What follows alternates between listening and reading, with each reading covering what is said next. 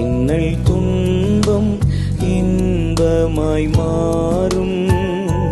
இயேசுவை நாம் காணும் போது அவர் பாதம் வீழ்ந்து பணிந்து ஆனந்த கண்ணீர் வடிப்பே.